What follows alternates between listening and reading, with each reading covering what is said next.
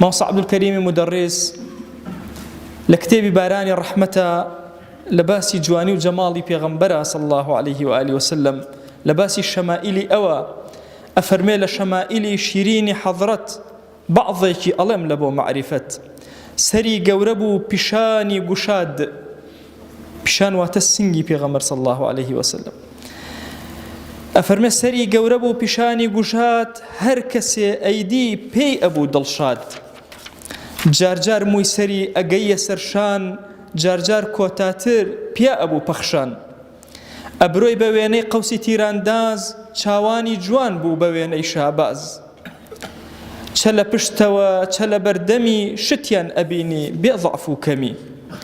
رنگ رخصاري جوان وسبيو سور در أكود لدور بويني بلور آخ بتماشاي أو چراي صفا من رزقار دبوم لدردو جفا لوتي صاف وريك شوي براني صاف أو دار شاج بو دداني زماني فصيح قسي شيرين بو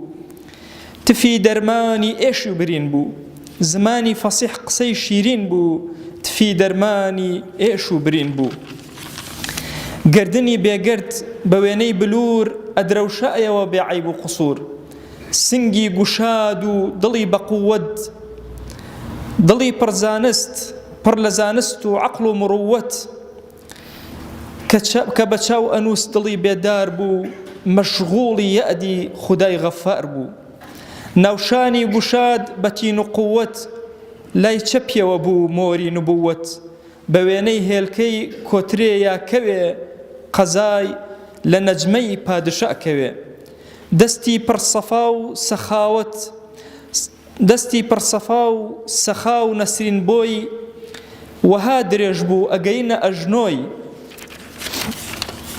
دستي دانايا لسر هر إيشي شفاي بو أهات ني أماريشي جير بي صفا جيري بي صافو بوني لعنبر فرشت سيرت أندام بسيبر نكرت ندرج بالاي معتدل برزية هبو لسر مقابل موصي مدرس أما وصف صفات كان بيغمر صلى الله عليه وآله وسلم كإيكا أجر إنسان لدوره وخوش يستيب بنيايا حتما أي ناسيه